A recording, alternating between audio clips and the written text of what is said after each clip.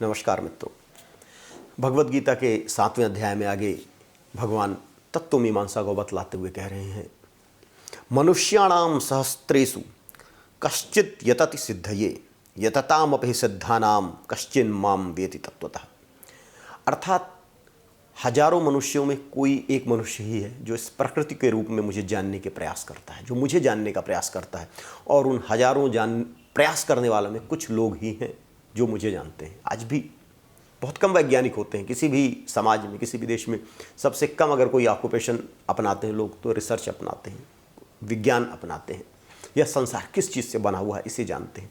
इसी तरह भगवान कह रहे हैं कि मुझे तत्व से जानने वाला, मुझे प्रार्थना करने वाला, मेरी उपासना करने वाला, मुझसे मांगने वाले, ऐसे तो हजारों लोग हैं, लाखों लोग हैं दुनिया में। हर व्यक्ति है जो प्रभु से कुछ ना कुछ मांगते हैं। लेकिन प्रभु को तत्व से जानने की इच्छा करना, अर्थात वास्तव में प्रभु क्या है। यह कहते हैं सर्वम खलु इदम ब्रह्म। उपनिषद कहती है कि जो कुछ है वह ब्रह्म ही है, यह प्रकृति ब्रह्म है, ईश्वर ही है यह प्रकृति। तो उस ईश्वर को जानना, तत्व से जानना कि वह किस तत्व से बनी है, यह जानना बड़ा मुश्किल काम है। इसे कोई ही जान पाता है। भगवान कृष्ण बतला रहे हैं कि वास्तव में वह क्या है। भूमिरापो अनलो वायु खम मनो बुद्धिरेव च अहंकारम इतीयम में भिन्ना प्रकृति अष्टधा। जो 5 तत्व हैं, भूमि, जल, अग्नि, वायु, आकाश, ये 5 तत्व, मन, बुद्धि और अहंकार, ये 3 तत्व, ये 8 प्रकृति कहते हैं इसको। हम अभी तक विज्ञान में यही जानते हैं कि यह संसार छोटे छोटे कणों से बना है जिन्हें परमाणु कहते हैं। और आज तक 108, 9, 10 तरह के मूल तत्व खोजे गए हैं जिनके परमाणु होते हैं, उनके इलेक्ट्रॉन, प्रोटॉन, न्यूट्रॉन होते हैं। उसके आगे भी कुछ अन्वेषण जारी है। यह भारत में बहुत पहले कणाद ऋषि ने यह सिद्धांत दिया था। यह सिद्धांत, इस सिद्धांत की एक सीमा है और उस सीमा तक जाकर यह सिद्धांत प्रकृति की व्याख्या कर पाता है, उसके आगे नहीं कर पाता। विज्ञान में भी यही होने वाला है। परमाणुवाद सिद्धांत एक सीमा तक ही काम कर पाएगा, उसके आगे गुणवाद का सिद्धांत आएगा। यह सारी प्रकृति गुणों से मिलकर बनी हुई है। सत्व, रज और तम, ये 3 गुण हैं जिनसे मिलकर बनी हुई है।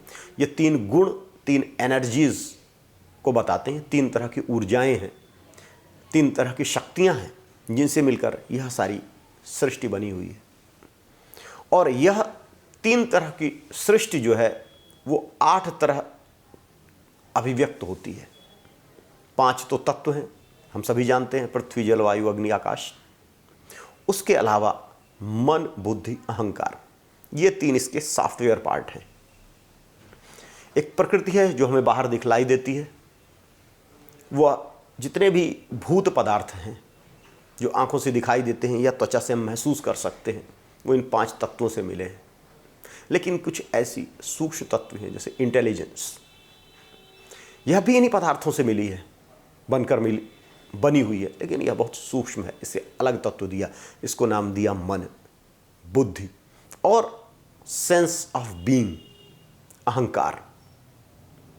ये 8 तत्व ऐसे हैं जो कि मूल होते हैं। एक मनुष्य है, इस मनुष्य के शरीर में ये 8 तत्व मिलाकर मनुष्य का निर्माण करते हैं। यह सूक्ष्म रूप में तन्मात्राओं के रूप में शरीर में रहते हैं। आत्मा के अंदर ये आत्मा को जीव बनाते हैं, उसकी चर्चा हम बाद में करेंगे। भगवान कृष्ण कह रहे हैं कि ये 8 तत्व प्रकृति के बाह्य तत्व हैं जिससे सारा संसार बना हुआ है और जिससे यह सारा संसार दिखाई देता है। जिस रूप में, वह प्रभु का ही रूप है। हरि ओम तत्सत।